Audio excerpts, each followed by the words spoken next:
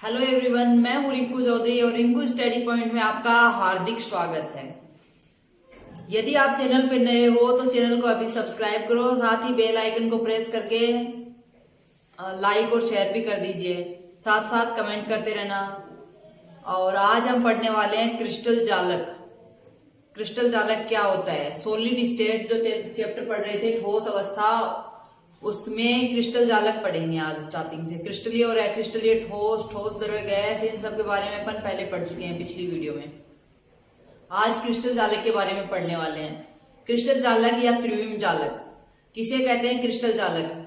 तो क्रिस्टलीय ठोस जो होते हैं, क्रिस्टलीय ठोस वे होते हैं जिनकी ज्यामिति निश्चित होती है, आकार और आयतन निश्चित होता है। सहसंयोजी ठोस, आणविक, ध्रुवीय और आयनिक ठोस में जिन्हें वर्गीकृत किया गया है, वे सभी क्रिस्टलीय ठोस हैं। उन क्रिस्टलीय ठोस में अवयवी कण जो होते हैं, अवयवी कण होते हैं अणु, परमाणु या आयन। अणु, परमाणु या आयन ये अवयवी कण कहलाते हैं। तो क्रिस्टलीय ठोस में जो अवयवी कण हैं वो जिस अवस्था में जुड़ के, एक विमीय, द्विविमीय, त्रिविमीय, जिस भी किसी अवस्था में जुड़ के जालक का निर्माण करते हैं, वही जालक क्रिस्टल जालक या त्रिविम जालक कहलाता है। सीधी सी डेफिनेशन क्या है कि क्रिस्टलीय ठोस, क्रिस्टलीय ठोसों का अवयवी कणों की जिस व्यवस्था में जुड़ के जो भी जालक की फॉर्मेशन करते हैं, जैसे एक विमा में जुड़ेंगे, एक के बाद एक जुड़ेगा लाइन से, तो इसे एक विमीय जालक। एक के ऊपर एक जुड़ेगा तो द्विविमीय, उसके ऊपर तीन लेयर के रूप में जब जुड़ेंगे तो इसे एक विमीय, द्विविमीय, त्रिविमीय जालक के नाम से प्रदर्शित करेंगे अपन। तो सीधा सा देखो, क्रिस्टल जालक या त्रिविम जालक किसे कहते हैं? डेफिनेशन लिखो, हेडिंग लगाओ, क्रिस्टल जालक।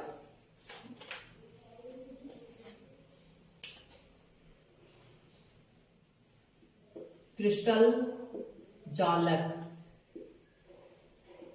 क्रिस्टल जालक का दूसरा नाम क्या है? त्रिविम जालक।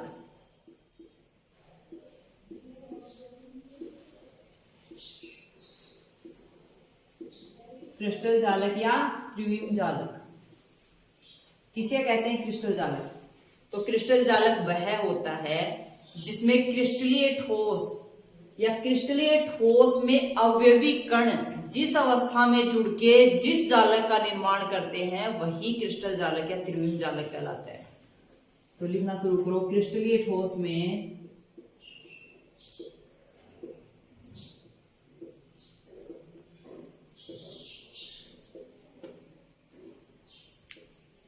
अवयवी कण। अवयवी कण कौन से होते हैं? क्रिस्टलीय ठोस। सबसे पहले क्रिस्टलीय ठोस कौन से होते हैं? वे ठोस जिनकी ज्यामिति निश्चित होती है, जिनका गलनांक निश्चित होता है, जिन्हें चाकू से काटने पे सपाट सतह बनती है, जो दीर्घप्रासी होते हैं, जो विषमदेशिकता प्रदर्शित करते हैं, ये सभी। तो क्रिस्टलीय ठोस में अवयवी कण, अवयवी कण कौन से होते हैं? अणु, परमाणु या आयन।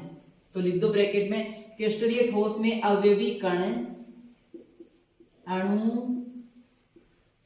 परमाणु या आयन।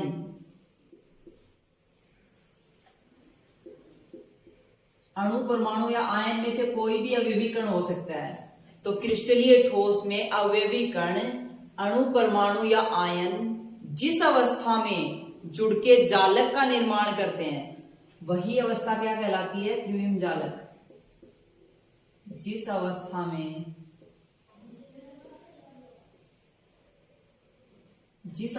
में जुड़कर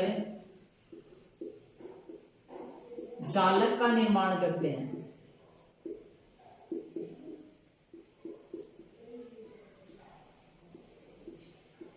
जालक का निर्माण करते हैं, वही अवस्था या वही जालक क्रिस्टल जालक या त्रिविम जालक कहलाता है। उसे क्रिस्टल जालक या त्रिविम जालक कहते हैं।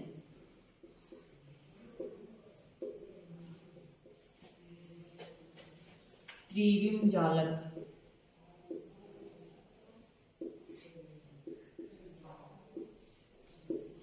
त्रिविम जालक कहते हैं। तो देखो क्रिस्टल जालक किसे कहेंगे? क्रिस्टलीय ठोस में अवयवी कण जिस अवस्था में जुड़ के जिस जालक का निर्माण करते हैं या जिस स्ट्रक्चर की फॉर्मेशन करते हैं उसे क्रिस्टल जालक या त्रिविम जालक कहा जाता है। अब क्रिस्टलीय ठोसों को अपन ने दो भागों में वर्गीकृत किया था, क्रिस्टलीय और अक्रिस्टलीय। क्रिस्टलीय में वो सभी गुण पाए जाते थे जिनमें उनकी ज्यामिति निश्चित थी, आकार आयतन तो दोनों का निश्चित होता है क्रिस्टलीय और अक्रिस्टलीय का, लेकिन एक की ज्यामिति निश्चित थी, अक्रिस्टलीय की ज्यामिति निश्चित नहीं थी। क्रिस्टलीय को चाकू से काटने पे उसकी सापाट सतह प्राप्त हो रही थी और अक्रिस्टलीय की सापाट सतह प्राप्त नहीं हो रही थी। क्रिस्टलीय दीर्घपरासी थे, अक्रिस्टलीय लघुपरासी थे। क्रिस्टलीय का गलनांक निश्चित होता था, अक्रिस्टलीय का गलनांक निश्चित नहीं होता। ये सभी गुण अपन ने पीछे क्रिस्टलीय और अक्रिस्टलीय ठोस के बारे में जहां विस्तार से पढ़ा है वहां पे सारणी बनाई है पूरी पिछली वीडियो में, तो वो आपको जाके देख लो।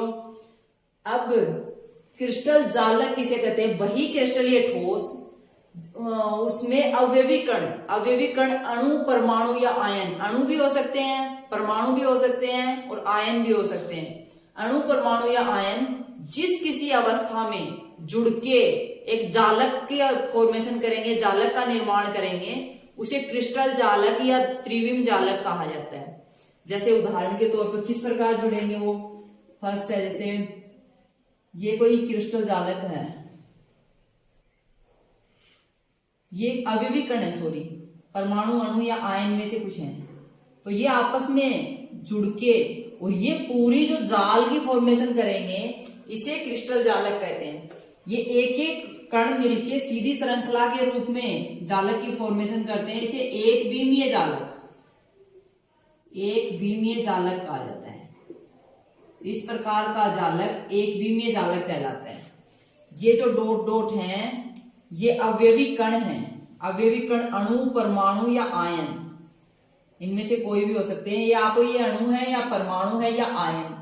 ये मिलके जिस जालक की फॉर्मेशन करते हैं वह क्रिस्टल जालक या त्रिविम जालक कहलाता है। और एक एक कण मिलके कर रहे हैं और एक सीधी श्रृंखला की फॉर्मेशन कर रहे हैं, इसलिए यह एक विमीय जालक है।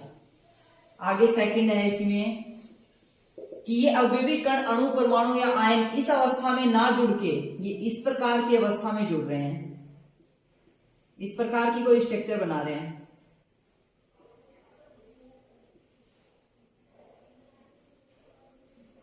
सभी कण एक दूसरे से जुड़े हुए इस प्रकार की स्ट्रक्चर बना रहे हैं, तो इसे क्या कहेंगे? इसे द्विविमीय जालक कहेंगे। दो विमाएं बन रही है इसमें, इसे द्विविमीय जालक कहेंगे।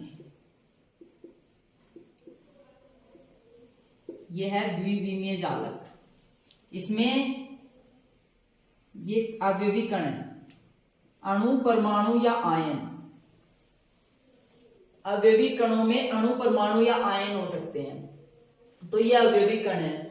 जिस प्रकार आप एक उदाहरण ले सकते हो कि जब हम मकान का निर्माण करते हैं तो मकान का निर्माण के लिए एक एक ईंट को एक के ऊपर एक की साइड में एक, ऐसे ईंटों को 1 बाय 1 की फॉर्म में शेप देके पूरे भवन, पूरे मकान का निर्माण होता है। तो एक तरीके से उस एक ईंट को आप क्या कहोगे? पूरा जो जालक बनता है, पूरा जो मकान बनेगा वो तो क्रिस्टल जालक या त्रिविम जालक है। और जो एक ईंट है वो उसकी इकाई कोशिका या एकक कोशिका है। जो एक ईंट है या ये एक अवयवी कण है, ये आपकी एकक कोशिका या इकाई सेल है। आगे हेडिंग लगाओ इसी में दूसरा, इकाई सेल या एकक कोशिका किसे कहेंगे? इकाई सेल या एकक कोशिका।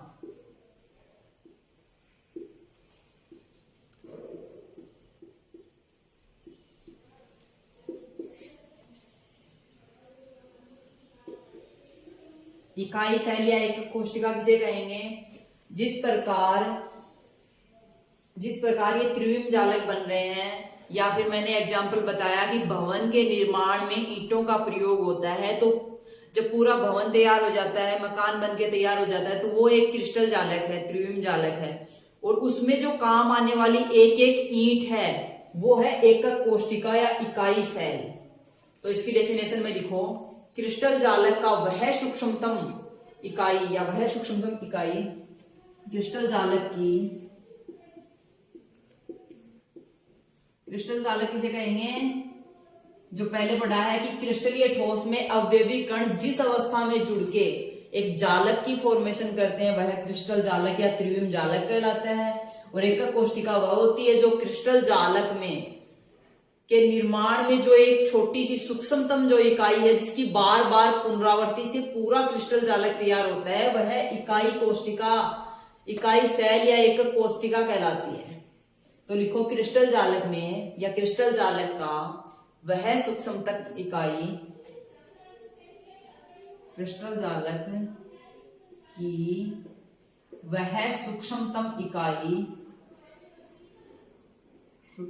इकाई जिसकी बार बार प्रयोग से या जिसके पुनरावृत्ति करने से पूरे क्रिस्टल जालक का निर्माण हो जाता है। तो वह सूक्ष्मतम इकाई जिसे बार बार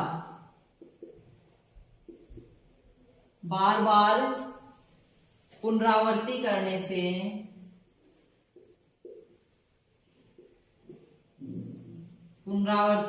से पूरे क्रिस्टल जालक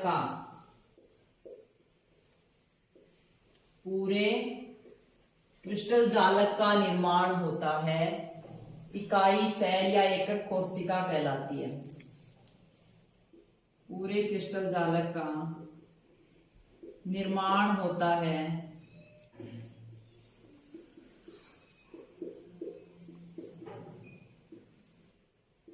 उसे इकाई सेल या एकक कोशिका कहते हैं।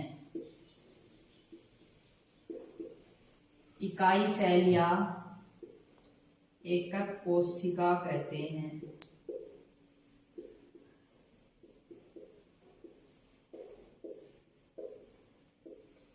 इकाई सेल या एकक कोशिका कहते हैं। तो अब देखो, माना ये बॉक्स है,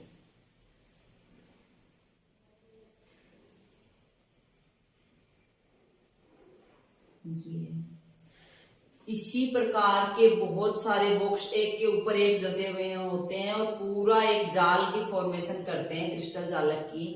तो उसमें से ये सिर्फ एक बॉक्स इकाई सेल या एकक कोशिका कहलाता है। मान लो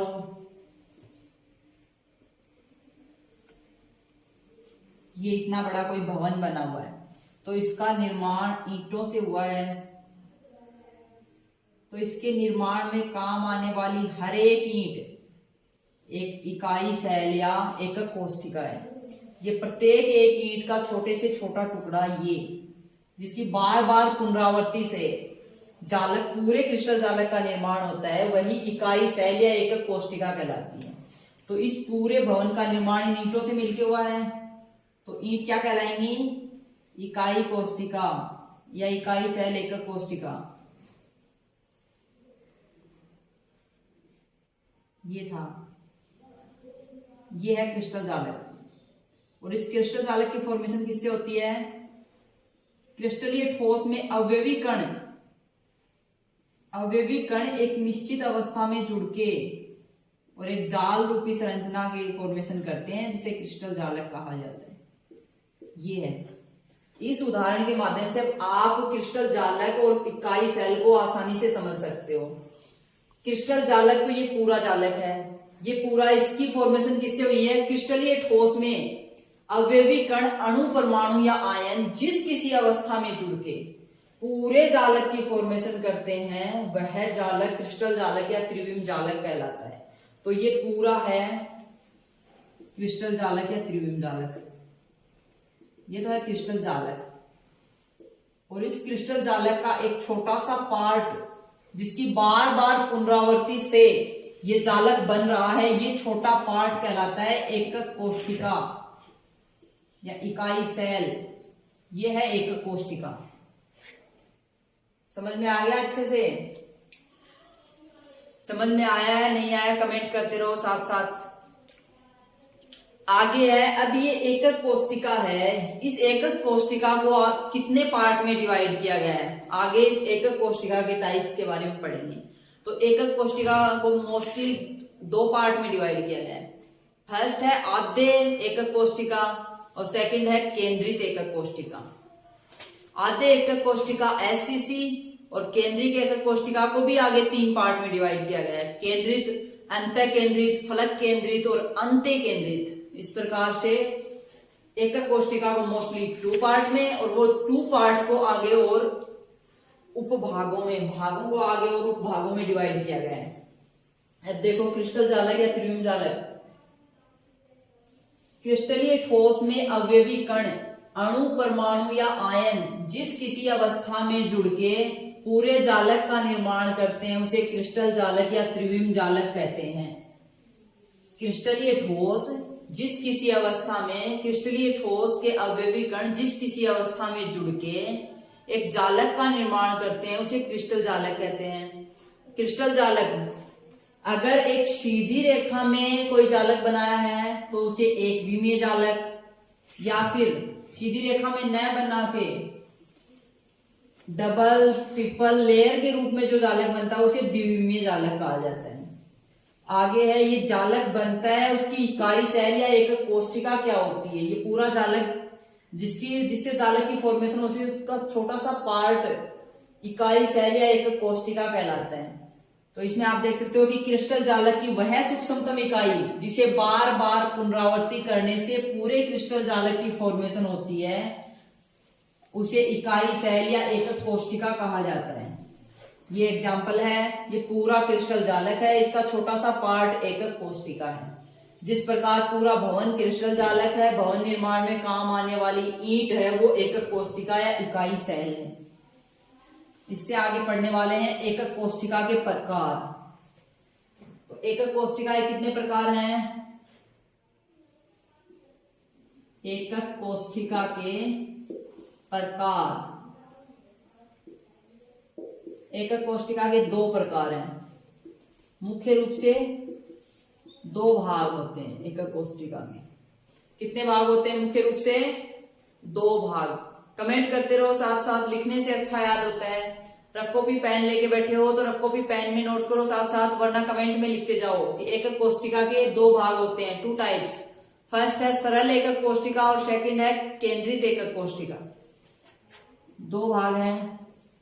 फर्स्ट भाग है सरल या आद्य एकक कोशिका, आद्य या सरल एकक कोशिका। सरल एकक कोशिका। और सेकंड है केंद्रित एकक कोशिका, केंद्रित एकक कोशिका। ये दो भाग हैं। एकक कोशिका के दो भाग होते हैं, पहला है सरल या आद्य एकक कोशिका, सेकंड है केंद्रित एकक कोशिका। अब सरल एकक कोशिका SCC, simple cubic post cubic, SCC इसकी शॉर्ट फॉर्म है SCC। अब केंद्रित एकक कोशिका है, इसको आगे तीन पार्ट में और डिवाइड किया गया है। केंद्रित एकक कोशिका को आगे तीन पार्ट में डिवाइड किया गया है। सबसे फर्स्ट पार्ट कौन सा है? अंतः केंद्रित एकक कोशिका। आद्य एकक कोशिका, सरल एकक कोशिका में तो अवयवी कण कहाँ उपस्थित होते हैं? अवयवी कण सिर्फ कोनों पर उपस्थित होते हैं। और कॉर्नर कितने होते हैं एकक कोशिका में? 8 कॉर्नर होते हैं। जैसे SCC के एग्जांपल, SCC का डायग्राम बना के बता देती हूँ।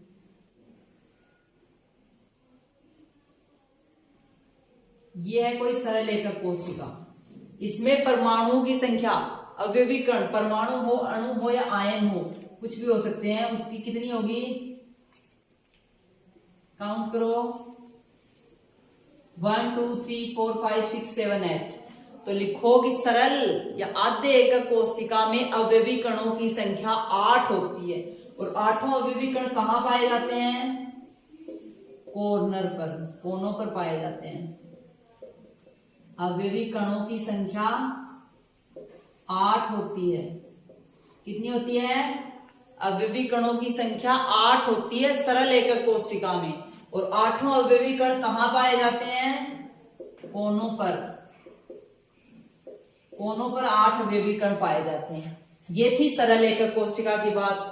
अब आते हैं केंद्रित एकक कोष्टिका पे। तो केंद्रित एकक कोष्टिका को आगे कितने पार्ट में डिवाइड किया गया है? 3 पार्ट में। तीनों पार्ट कौन कौन से है? फर्स्ट है अंतः केंद्रित एकक कोष्टिका, सेकंड है फलक केंद्रित एकक कोष्टिका और थर्ड है अंत्य केंद्रित। देखो देखो, फर्स्ट है अंतः केंद्रित एकक कोष्टिका, सेकंड है फलक केंद्रित एकक कोष्टिका, फलक केंद्रित एकक कोष्टिका।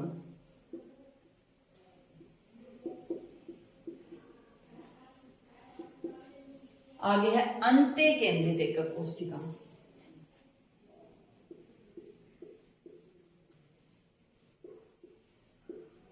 अंत्य केंद्रित एकक कोष्टिका, ये है अंत्य केंद्रित एकक कोष्टिका के 3 पार्ट। केंद्रित एकक कोष्टिका को 3 भागों में विभक्त किया गया है, जिसमें सबसे पहला भाग है अंतः केंद्रित एकक कोष्टिका, दूसरा है फलक केंद्रित एकक कोष्टिका और तीसरा है अंत्य केंद्रित एकक कोष्टिका। अब इन तीनों में क्या क्या डिफरेंस है? इन तीनों में डिफरेंस ये है कि अंतः केंद्रित जो एकक कोष्टिका है, इसमें अवयवी कणों की संख्या कोनों के अलावा एक अंतः केंद्र में भी पाई जाती है। एक अवयवी कण अंतः केंद्र में उपस्थित होता है। तो इसमें क्या लिखोगे आप? अंतः केंद्रित एकक कोष्टिका में लिखोगे कि घन के कोनों के साथ साथ अवयवी कण एक केंद्र में भी पाया जाता है। तो यहां लिखो घन के कोनों के साथ साथ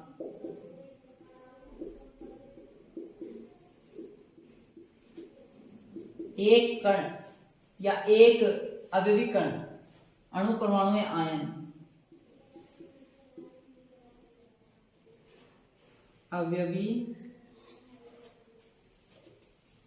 कण केंद्र में भी पाया जाता है। कहां पाया जाता है? केंद्र में पाया जाता है। किस प्रकार? देखो, उसमें कोणों पे कितने अवयवी कण पाए जाते हैं? 8। घन में कितने कॉर्नर होते हैं? 8 कॉर्नर होते हैं। देखो डायग्राम में बना हुआ है घन, काउंट करो इसमें कॉर्नर पे संख्या अवयवी कणों की 1 2 3 4 5 6 7 8। 8 अवयवी कण पाए जाते हैं, 8 कॉर्नर पे पाए जाते हैं। तो यहाँ पे 8 कॉर्नर पे तो होंगे, कॉर्नर के साथ साथ एक केंद्र में भी होगा। तो यहां लिखो अवयवी कणों की संख्या, अवयवी कणों की संख्या बराबर क्या लिखोगे इसमें? 8 कोने पर प्लस एक केंद्र में। 8 कोनों पर प्लस एक केंद्र में। ये है अवयवी कण। इसकी संरचना किस प्रकार बनेगी? संरचना देखो, ये कोई घन है, इसमें 8 अवयवी कण कहां कहां पाए जाएंगे? पहला अवयवी कण, दूसरा, तीसरा, चौथा, पांचवा, छठा, सातवां और 8वां। कोनों पे 8 पाए जाते हैं, उसके साथ साथ एक केंद्र में पाया जाएगा। यह है केंद्र। एक अवयवी कण यहाँ केंद्र में उपस्थित होगा, इसे अंतः केंद्रित एकक कोष्टिका कहा जाता है। इसमें अवयवी कणों की संख्या 8 कोनों पर प्लस एक केंद्र में होती है। अब सेकंड है फलक केंद्रित एकक कोष्टिका। फलक केंद्रित एकक कोष्टिका में क्या होगा? घन के कोनों के साथ साथ अवयवी कण प्रत्येक फलक पे भी पाया जाएगा। हर एक फलक पे एक अवयवी कण पाया जाएगा। तो इसमें अवयवी कणों की संख्या टोटल कितने होगी? घन में फलक कितने होते हैं? 6 फलक होते हैं। और कोने कितने होते हैं? 8 कोने। तो 8 तो कोनों पे पाए जाएंगे, प्लस में 6 फलकों पे। तो 8 और 6, 8 प्लस 6, 14 अवयवी कण होंगे इसमें। इसमें टोटल अवयवी कणों की संख्या 9। सरल एकक कोष्टिका में अवयवी कणों की संख्या 8 है, अंतः केंद्रित में 9 है, फलक केंद्रित में। देखो, अब फलक केंद्रित में 9 ये है, इसमें लिखो फलक केंद्रित एकक कोष्टिका हेडिंग लगा के इसमें लिखो घन के कोनों के साथ साथ, घन के कोनों के साथ साथ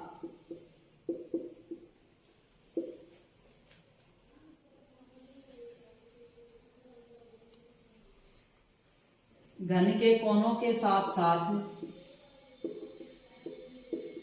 एक एक अवयवी कण फलक पर भी पाया जाता है। घन के कोनों के साथ साथ घन के फलक पर भी, घन के फलक पर भी परमाणु उपस्थित होते हैं। फलक पर भी परमाणु उपस्थित होते हैं।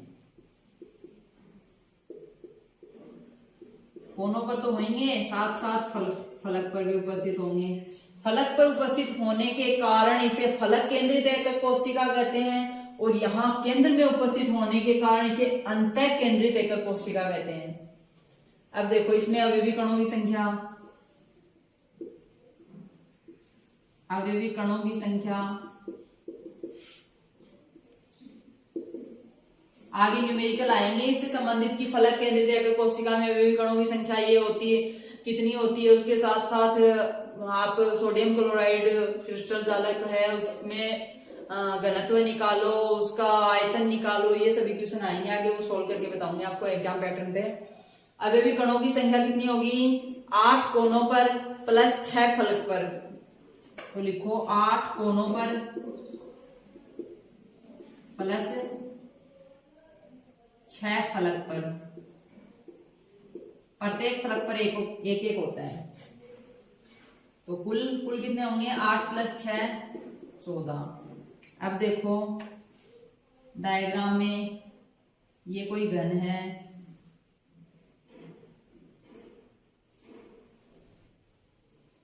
इस घन में देखो अवयवी कण 8 कोनों पे पाए जाते हैं।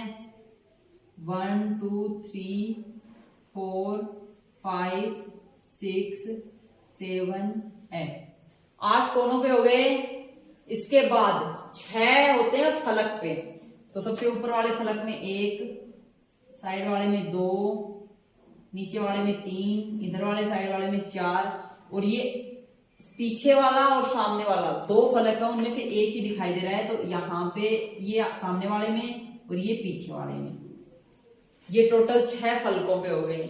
जिस प्रकार एक ये डस्टर है, मानो इस डस्टर में 6 फलक हैं, ये भी घनाकार आकृति है। इसमें एक अवयवी कण यहाँ पाया जाएगा, एक इधर सामने, एक इस साइड, एक इस साइड, और एक नीचे, और एक हो गए 6। इसलिए हम डायग्राम में जब बनाते हैं तो बाकी सारी सतह तो दिखा देते हैं, ये एक आम, ये इधर वाली और ये पीछे वाली, इन दोनों में से एक ही दिखाई देती है, दोनों दिखाई नहीं दे पाती। तो ये घन है, इसमें 8 कोनों पे, उसके साथ साथ 6 फलक पे पाए जाते हैं अवयवी कण। टोटल अवयवी कणों की संख्या फलक केंद्रित एकक कोशिका में 14 होती है। कमेंट में लिखते रहो, सरल एकक कोशिका में अवयवी कणों की संख्या 8 होती है, अंतः केंद्रित एकक कोशिका में अवयवी कणों की संख्या 9 होती है, फलक केंद्रित एकक कोशिका में अवयवी कणों की संख्या 14 होती है। 8 प्लस 6 14। अब है अंत्य केंद्रित एकक कोशिका। अंत्य केंद्रित में देखो, अंत्य केंद्रित एकक कोशिका इसे कहेंगे अंत्य केंद्रित। इसमें अंत्य केंद्रित में घन के कोनों के अलावा, कोनों पे तो अवयवी कण उपस्थित होंगे ही, अणु परमाणु या आयन, कोनों के अलावा घन के विपरीत फलकों पे पाए जाते हैं। 2 अवयवी कण घन के विपरीत फलकों पे पाए जाते हैं। देखो किस प्रकार लिखो इसमें कि घन के कोनों के साथ साथ घन के 2 विपरीत फलकों पे भी अवयवी कण उपस्थित होते हैं। लिखो कोनों के साथ साथ, कोनों के साथ साथ अवयवी कण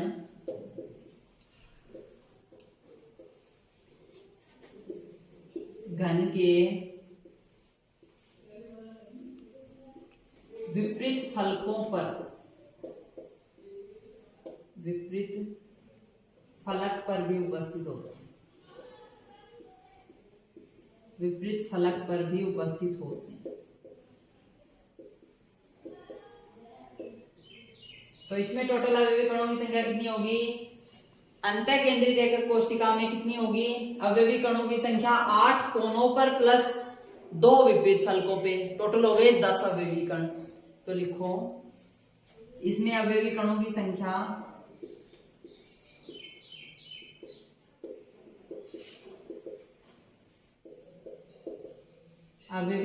संख्या बराबर 8 कोनों पर प्लस 2 विपरीत फलक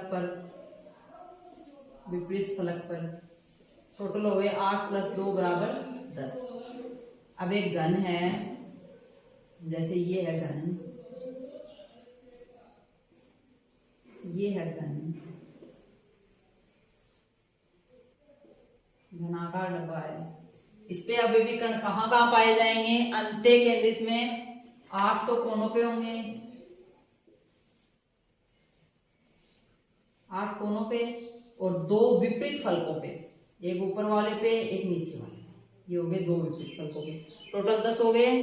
अवयवी कणों की संख्या अंत्य केंद्रित में 10 पाई जाती है। अब कंफ्यूज नहीं होना आपको, अंतः केंद्रित और अंत्य केंद्रित दोनों वर्ड्स को ध्यान से देखना है। अंतः केंद्रित मतलब एक अंदर केंद्र में, और अंत्य 2 विपरीत फलकों पे, समझ गए? ये है दोनों में अंतर। अब देखो वापस से एकक कोशिका के प्रकार। पहले था क्रिस्टल जालक या एकक कोशिका। पहले क्रिस्टल जालक पढ़ा। क्रिस्टल जालक वो होता है जिसमें क्रिस्टलीय ठोस में अवयवी कण अणु परमाणु या आयन जुड़ के एक पूरे जालक की फॉर्मेशन करते हैं, उसे क्रिस्टल जालक या त्रिविम जालक कहा जाता है। आगे इकाई सेल या एकक कोशिका है। इकाई सेल या एकक कोशिका वह है जो एक छोटी सी सेल या छोटी सी इकाई जिसकी बार बार पुनरावृत्ति करके पूरा कंप्लीट क्रिस्टल जालक की फॉर्मेशन होती है, पूरा कंप्लीट क्रिस्टल जालक बनता है, जिससे वह एक सिंगल छोटी सी इकाई एकक कोशिका कहलाती है। उस एकक कोशिका को 2 पार्ट में डिवाइड किया गया है। पहला है आद्य या सरल एकक कोशिका। आद्य या सरल एकक कोशिका में एक घनाकार बॉक्स होता है, घन के आकार का है। इसमें कोनों पर अवयवी कणों की संख्या 8 होती है। 8 अवयवी कण कोनों पे पाए जाते हैं, घन के कोनों पे पाए जाते हैं अवयवी कण सरल एकक कोशिका में। सरल एकक कोशिका का दूसरा नाम भी पूछा जाता है आद्य एकक कोशिका या SCC। आगे है केंद्रित एकक कोशिका। केंद्रित एकक कोशिका को 3 पार्ट में डिवाइड किया गया है। सबसे पहला है अंतः केंद्रित, सेकंड है फलक केंद्रित और थर्ड है अंत्य केंद्रित एकक कोशिका। अंतः केंद्रित एकक कोशिका वह होती है जिसमें घन के कोनों के अलावा एक अवयवी कण केंद्र में पाया जाता है।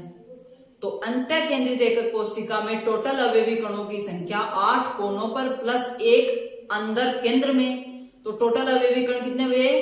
9। फलक केंद्रित में इसी प्रकार घन के कोनों के अलावा परमाणु अवयवी कण प्रत्येक फलक पे भी पाया जाता है। तो इसमें टोटल अवयवी कण कितने हुए? 8 कोनों पर और 6 फलक, 8 और 6 14 अवयवी कण। आगे है अंत्य केंद्रित। अंत्य केंद्रित में कोनों के साथ साथ अवयवी कण विपरीत फलकों पे, घन के जो विपरीत फलक हैं उनके ऊपर पाया जाता है। तो 8 कोनों पे प्लस 2 विपरीत फलकों पे, टोटल अवयवी कणों की संख्या हो गई 10। ये था तीनों में डिफरेंस। ध्यान से वीडियो को देखोगे, ध्यान से सुनोगे, एंड तक बने रहोगे, ये चैप्टर आपका इसी वीडियो में क्लियर हो जाएगा, एकदम टकाटक याद भी हो जाएगा। मेरे साथ साथ कमेंट करते रहो। लिखो सरल एकक कोशिका में अवयवी कणों की संख्या 8, अंतः केंद्रित में 9 और फलक केंद्रित में 14, अंत्य केंद्रित में 10। और कहां कहां पाए जाते हैं? स्थिति है सरल एकक कोशिका में कोनों पर, अंतः केंद्रित में 8 कोनों पर, एक अंदर केंद्र में, फलक केंद्रित में 8 कोनों पर 6 फलकों पे, और अंत्य केंद्रित में है 8 कोनों पर और 2 विपरीत फलकों पे पाए जाते हैं। इसके बाद हम पढ़ेंगे प्रति इकाई सेल में परमाणुओं की संख्या निकालने के फॉर्मूले। कि सरल एकक कोशिका उसमें परमाणु किस प्रकार निकालेंगे, अंतः केंद्रित है उसमें, फलक केंद्रित है उसमें और अंत्य केंद्रित है उसमें, परमाणुओं की संख्या हम किस प्रकार निकालेंगे उसका अध्ययन करने वाले हैं। तो चलो नेक्स्ट स्लाइड में। आई होप ये आपको अच्छे से समझ में आ गया। कमेंट करके जरूर बताएंगे। यदि आपको इस वीडियो में या इस टॉपिक में जरा सा भी कोई पॉइंट अच्छा लगता है तो आप लाइक जरूर करें, साथ साथ वीडियो पे एंड तक बने रहें। आगे देखो, प्रति इकाई सेल में परमाणुओं की संख्या ज्ञात करने का फॉर्मूला क्या है। प्रति इकाई सेल में प्रत्येक जो इकाई कोशिका है उसमें परमाणुओं की संख्या किस प्रकार निकालते हैं उसका फॉर्मूला है। तो हेडिंग लगा लो, प्रति इकाई सेल में परमाणुओं की संख्या।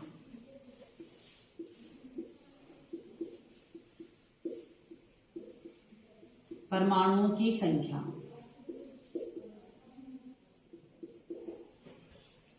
प्रति इकाई सेल में परमाणुओं की संख्या ज्ञात करने के लिए हम क्या करेंगे। सबसे पहले अपन जो कॉर्नर पे, जो कोनों पे जो परमाणु, घन के कॉर्नर पे जो परमाणु अणु या अवयवी कण या आयन जो भी पाए जाते हैं उनको किससे मल्टीप्लाई करेंगे, 1/8 गुना कोनों पे कणों की संख्या, 1/8 गुना कोनों पर कणों की संख्या।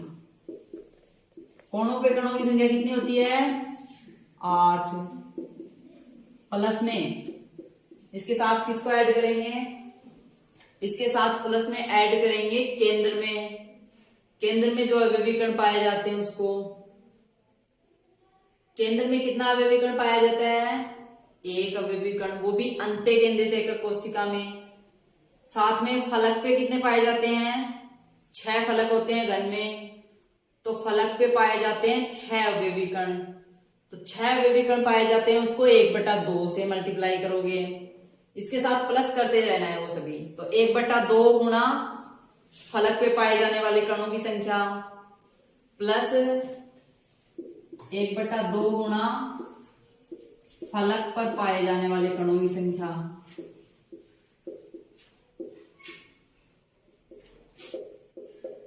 पाए जाने वाले अवयवी कण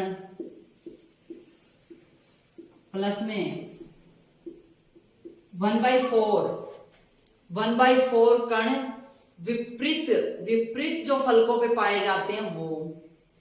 तो 1/4 ऐड करते रहना आगे, प्लस 1/4 मल्टीप्लाई विपरीत फलकों पे पाए जाने वाले अवयवी कण। विपरीत फलकों पर पाए जाने वाले अवयवी कण।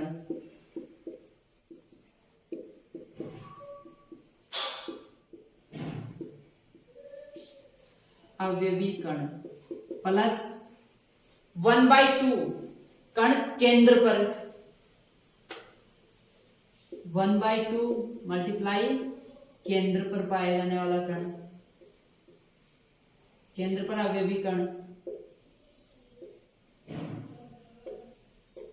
इस प्रकार से इस फॉर्मूले में मान पुट करके आप प्रति इकाई सेल में परमाणुओं की संख्या ज्ञात कर सकते हैं। घबराने की आवश्यकता नहीं, ज्यादा डिफिकल्ट फॉर्मूला नहीं है। आप किस प्रकार याद रखोगे इनको, 1/8 कोणों पर कणों की संख्या। जैसे ये घन है, घन के कितने कॉर्नर होते हैं, 8 कॉर्नर होते हैं। तो कोणों पे जब अवयवी कणों की संख्या निकालोगे तो 1/8 से मल्टीप्लाई कर दोगे। ये 1/8। तो इसमें अवयवी, जैसे मान लिया आपने सरल एकक कोष्टिका में अवयवी कणों की संख्या कितनी होती है, 1/8 गुना 8 कोणों पे पाए जाने वाले अवयवी कण। घन में 8, टोटल 8 कॉर्नर होते हैं, 8 पे 8 अवयवी कण पाए जाते हैं। अवयवी कण अणु, परमाणु या आयन में से कोई भी हो सकता है। तो 1/8 मल्टीप्लाई 8 करोगे तो कितने अवयवी कण आएंगे, 1 आ गया। यह है एससीसी में प्रति इकाई सेल में परमाणु की संख्या। सरल एकक कोष्टिका में प्रति इकाई सेल में परमाणु की संख्या। प्रति इकाई सेल में परमाणु की संख्या इस प्रकार निकालोगे। यह है सरल एकक कोष्टिका में। आगे आगे निकालोगे अंत केंद्रित में, फलक केंद्रित में और अंत्य केंद्रित में, इन सब में सबको एक साथ जोड़ के लिखा गया है, तब फॉर्मूला इतना बड़ा हुआ है। अगर केवल सरल एकक कोष्टिका में परमाणु की संख्या निकालनी होती तो 1/8 गुणा कोणों पर कणों की संख्या, तो 1/8 मल्टीप्लाई 8, तो 1 आ गया। सरल एकक कोष्टिका में प्रति इकाई सेल में परमाणु की संख्या है 1। अब है अंतः केंद्रित एकक कोष्टिका में। अंतः केंद्रित में क्या होगा, 1/8 मल्टीप्लाई कोणों पर कणों की संख्या, ये तो सब में आएगा क्योंकि कॉर्नर वाले कण तो सब में ही है। साथ में एक कण केंद्र पे पाया जाता है तो उसको 1/2 मल्टीप्लाई 1, केंद्र पे पाया जाएगा उसको, नहीं 1/2 तो फलक वाला है, केंद्र पे पाया जाएगा उसको 1 से, सॉरी यहां 1 से मल्टीप्लाई करना है। फलक पे पाया जाता है उसको 1/2, विपरीत फलकों पे पाया जाता है उसको 1/4 से मल्टीप्लाई करोगे, और केंद्र पे पाया जाता है उसको 1 से मल्टीप्लाई करोगे। तो अंतः केंद्रित एकक कोष्टिका में अवयवी कणों में परमाणु की संख्या होगी 2। वो किस प्रकार ज्ञात करेंगे, देखो अंतः केंद्रित एकक कोष्टिका,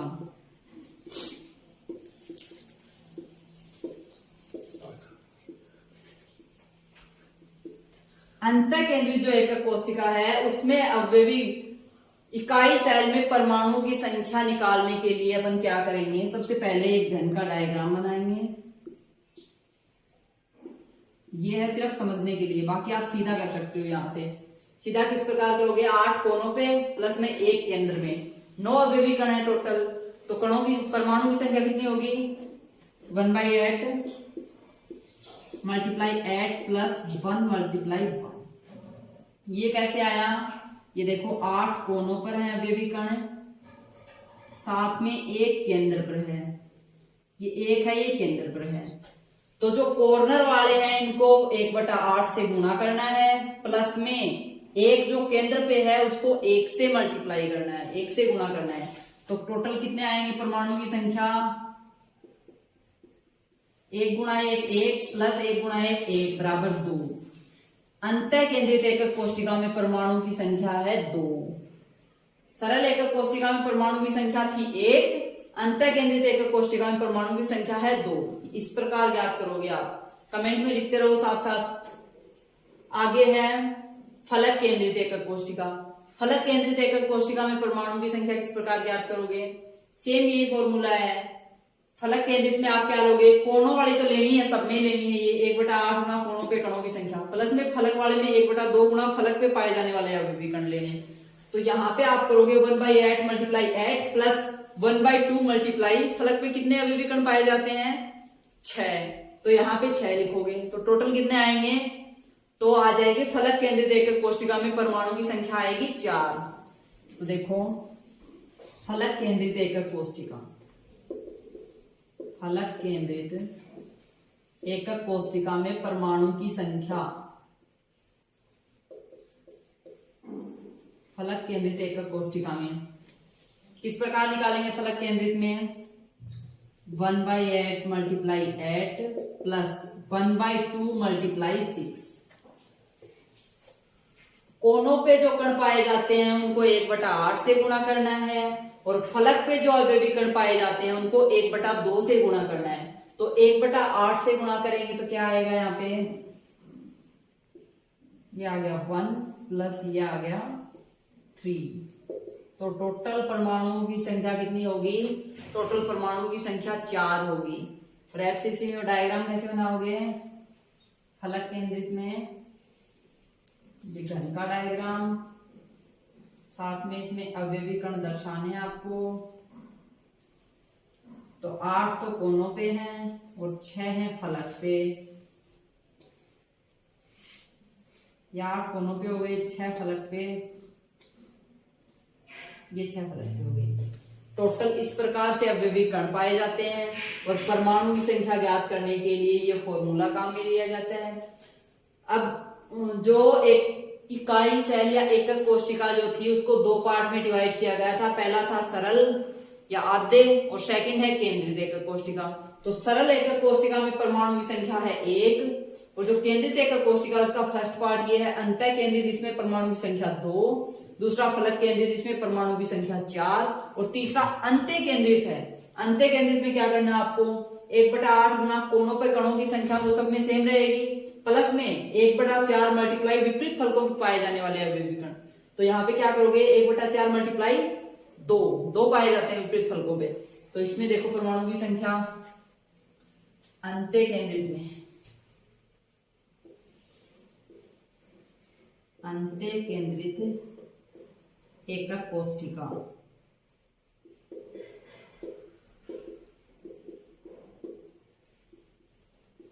अंत्य केंद्रित एकक कोष्ठिका में देखो ये डायग्राम है,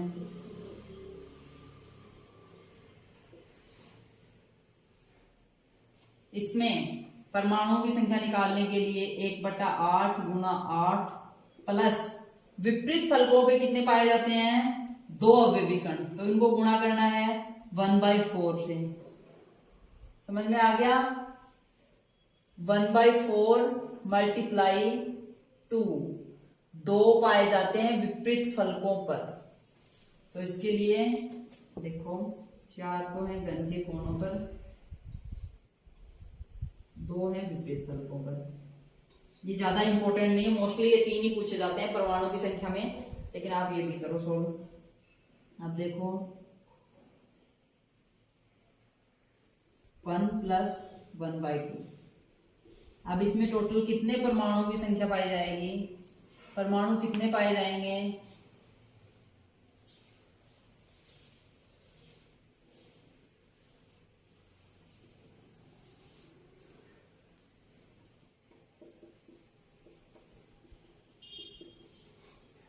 ये है परमाणुओं की संख्या। ये एग्जैक्ट एक्यूरेट नहीं आई।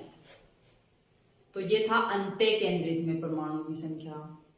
अब देखो वापस से प्रति इकाई सेल में परमाणु की संख्या ज्ञात करने का फॉर्मूला है 1/8 गुना कोणों पर कणों की संख्या।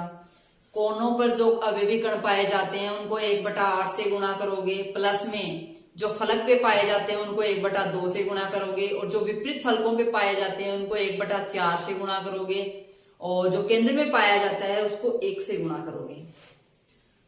उसके बाद जो आएगा वही प्रति इकाई सेल में परमाणुओं की संख्या है। अब आगे देखो एग्जाम पैटर्न पे मैं आपको एक क्वेश्चन सोल्व करवा रही हूँ, क्वेश्चन सोल्व करना सभी।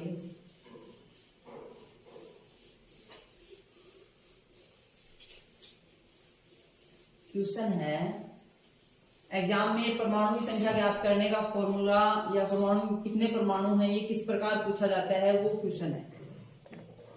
तो पिछली बोर्ड एग्जाम में आया था एक क्वेश्चन है, एक्स तथा वाई तत्वों से बना एक यौगिक घनीय क्रिस्टल है। देखो मैं क्वेश्चन बोर्ड पे लिख देती हूँ। क्वेश्चन है एक्स तथा वाई, सभी रफ कॉपी में सोल्व करेंगे।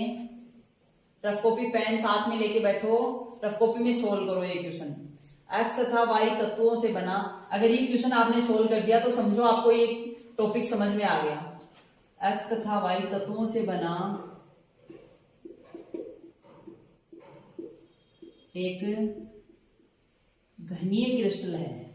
क्या है, एक यौगिक घनीय क्रिस्टल है। घनीय क्रिस्टल,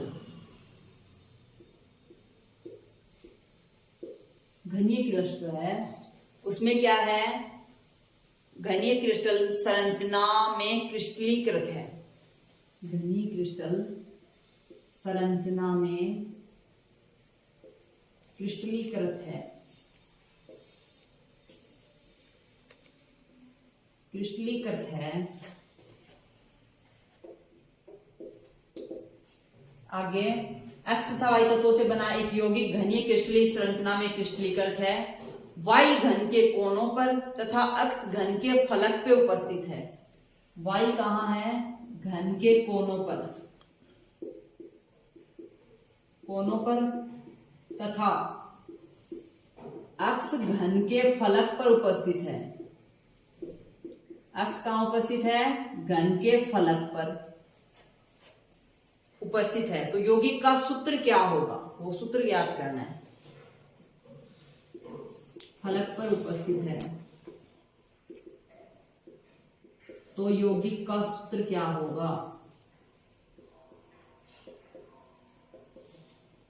यौगिक का सूत्र क्या होगा।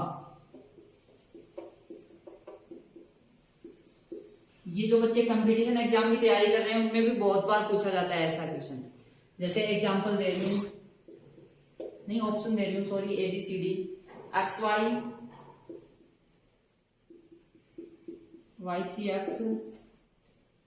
X3Y या फिर नन ऑफ दीज।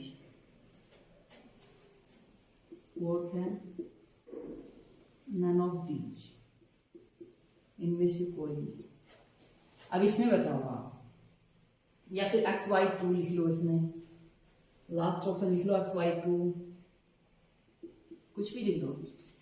जैसे ये एक क्वेश्चन है, इसके ABCD 1 2 3 4 ये 4 ऑप्शन है। अब बताओ इसका आंसर क्या होगा। अगर आपने इसका आंसर निकाल दिया, समझो ये टॉपिक आपका क्लियर है। ये चैप्टर जो आपका 3 से 5 नंबर का जो चैप्टर आने वाला है मेन एग्जाम में, ये आपके 3 से 5 नंबर पक्के हो गए, ये समझो। देखो क्या है क्वेश्चन में, क्या बताया गया है, X तथा Y तत्वों से बना एक यौगिक घनीय क्रिस्टल है। घनीय क्रिस्टल है। अब Y कहाँ स्थित है, घन के कोनों पर। तो कोनों पे कितने परमाणु होते हैं, परमाणु की संख्या निकालनी है आपको। तो कोनों पे परमाणु की संख्या निकालने के लिए क्या करोगे आप, Y घन के कोनों पर है।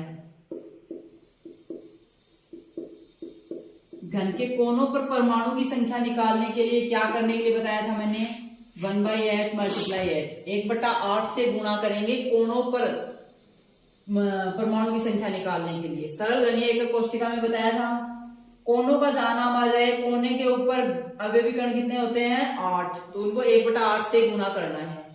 तो यहां परमाणु की संख्या आ गई 1। अब X कहां स्थित है, X घन के फलक पर स्थित है। तो X है घन के फलक पर, फलक पर स्थित है। तो फलक पर कितने होते हैं टोटल, फलक पर कितने अवयवी कण उपस्थित होते हैं, 6, और उनको किन से मल्टीप्लाई करना है, 1/2 से। 1/2 से मल्टीप्लाई करोगे तो टोटल क्या आया आंसर, 3। तो अवयवी कणों की संख्या कितनी हो गई। अब भी देखो इसमें कंफ्यूजन है, देखो फॉर्मूला आपने इतना कर दिया, आपका आंसर तो आ गया, लेकिन आप आंसर किस प्रकार लिखते हो वो आप पे डिपेंड करता है। X3Y लिखते हो या Y3X लिखते हो, बताओ आंसर कौन सा होगा एग्जैक्ट। कमेंट में लिखो, सभी टाइप करो, आंसर X3Y होगा या Y3X होगा। तो देखो एक्यूरेट आंसर होगा X3Y, X3Y, यह है एक्यूरेट आंसर। समझ में आ गया सबको। X3Y कौन सा ऑप्शन है, ये वाला, ये ऑप्शन है आपका करेक्ट ऑप्शन। किस प्रकार आया है ये वापस से समझो। X और Y तत्व से बना एक यौगिक घनीय क्रिस्टल है जिसमें Y घन के कोनों पर स्थित है। तो कोनों पे जो अवयवी कण उपस्थित होते हैं कितने होते हैं, 8 होते हैं। उनको 1/8 से गुणा करेंगे, 1/8 से 8 को गुणा करेंगे तो 1 आएगा। परमाणु की संख्या आ गई 1। Y है घन के कोनों पर है तो Y 1 आ गया। अब X है वो घन के फलक पर स्थित है। घन के फलक पर 6 फलक होते हैं टोटल। फलक पर स्थित परमाणु की संख्या निकालने के लिए उस अवयवी कणों को 1/2 से गुणा करते हैं। तो 1/2 गुणा 6 तो आएगा परमाणु की संख्या 3। तो X आ गया 3। तो X3Y ये आपका आंसर हो गया। X3Y is the right answer. समझ में आ गया सबको। उतारो इसको, स्क्रीनशॉट लेना चाहते हो तो स्क्रीनशॉट लो। वेरी इंपॉर्टेंट क्वेश्चन है, ऐसा एग्जाम में पूछा जाता है बहुत बार, और ना केवल बोर्ड एग्जाम में, 12th एग्जाम में, बल्कि कंपटीशन एग्जाम में भी ये क्वेश्चन बहुत बार आता है। तो लिखो इसको, उतारो। चलो ऐसा ही एक वेरी इंपॉर्टेंट क्वेश्चन एक और करवा देती हूं आपको। नेक्स्ट स्लाइड में देखो। समझ में आ रहा है तो वीडियो को ज्यादा से ज्यादा शेयर करो, साथ में कमेंट करते रहो। समझ में आया या नहीं आया, आंसर क्या आ रहा है लिख लो। लिखोगे, बार बार लिखोगे, लिखने से प्रैक्टिस होगी और आपका ज्ञान स्थायी होता जाएगा, आप कभी नहीं भूलोगे। रफ कॉपी पेन है तो रफ कॉपी में लिखो, वरना कमेंट में लिखते रहो। सेकंड क्वेश्चन है देखो, सेम पहले वाली टाइप का, ये थोड़ा हटके उससे। यदि 3 तत्व है पी क्यू आर घनीय एकक कोष्ठिका में क्रिस्टलीकृत हैं। पिछली बार एक्स वाई 2 थे, अब की बार 3 है। यदि 3 तत्व है पी क्यू आर घनीय एकक कोष्ठिका में क्रिस्टलीकृत हैं, घनीय एकक कोष्ठिका में, घनीय एकक कोष्ठिका में क्रिस्टलीकृत हैं,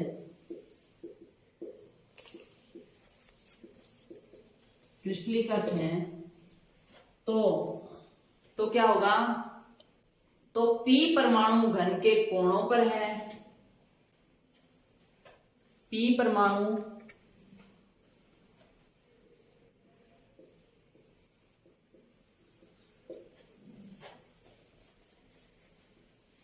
घन के कोणों पर है,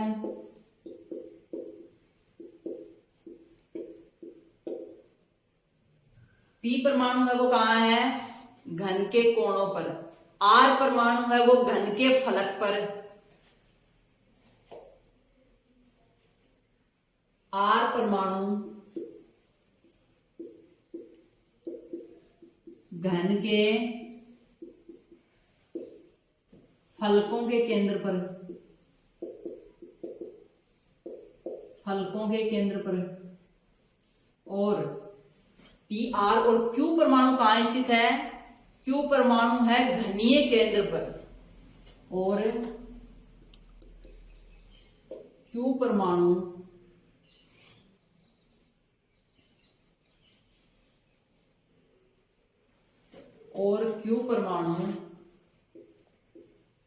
घनीय केंद्र पर स्थित है। घनीय केंद्र होता है घन का केंद्र, घनीय केंद्र पर स्थित है।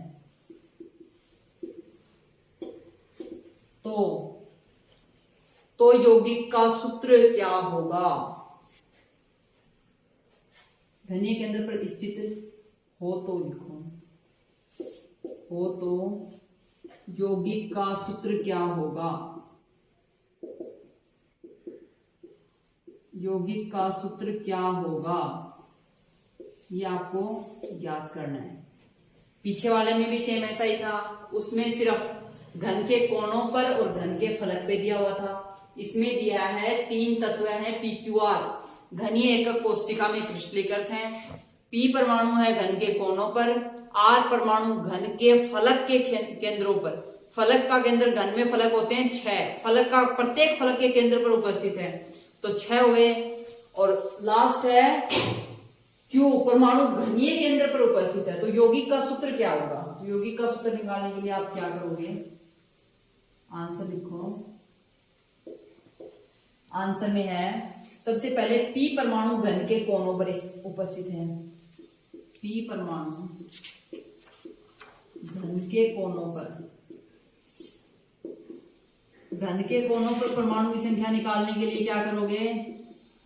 1/8 से 8 को गुणा करोगे, 1 आ जाएगा। ठीक है, समझ में आ गया सबको? दूसरा है आर फलक के केंद्र पर उपस्थित है, आर परमाणु फलक के केंद्र पर या घन के फलकों के केंद्र पर, फलकों के केंद्र पर है। तो फलकों के केंद्र के लिए क्या करोगे? 1/2 × 6, 3 आ गया। आ गया इतना समझ में? आगे क्यू परमाणु कहां है? घन के केंद्र पर,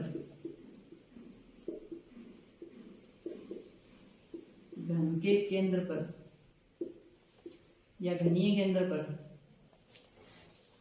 घन के केंद्र पर या घनीय केंद्र पर, एक ही बात है। क्यू परमाणु घनीय केंद्र पर उपस्थित है, तो घनीय केंद्र पर है तो क्या होगा? 1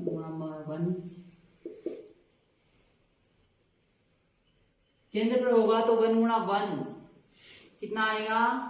1। तो यौगिक का सूत्र देखो, यौगिक का सूत्र क्या होगा? P का मान आया है 1, तो P1 R3 Q1 PR3Q। ये हो गया यौगिक का सूत्र। इसको आप ऐसे भी लिख सकते हो PQR3, कैसे भी लिखो, जैसा भी ऑप्शन में आपको दिखाई दे इस पे टिक करना है। आई होप ये भी आपको अच्छे से समझ में आ गया। 3 तत्व लिए गए हैं, पहले वाले में 2 थे X और Y, इसमें PQR 3 है। P है वो घन के कोनों पर है, कोनों पे जो अवयवी कण उपस्थित होते हैं इसको 1/8 से मल्टीप्लाई करोगे, फलक पे जो है उनको 1/2 से मल्टीप्लाई करोगे, और घनीय केंद्र पे 1 उपस्थित होता है, इसको 1 से मल्टीप्लाई करोगे। तो ये यौगिक का सूत्र आया PQR3 या PR3Q। ये तो आई होप आपको ये अच्छे से समझ में आ गया। यदि आप चैनल पे नए हो तो अभी सब्सक्राइब करो, साथ ही बेल आइकन को प्रेस कर लो ताकि आगे आने वाली वीडियो की नोटिफिकेशन आपको मिलती रहे। वीडियो देखने के लिए धन्यवाद। ज्यादा से ज्यादा लाइक और शेयर करो।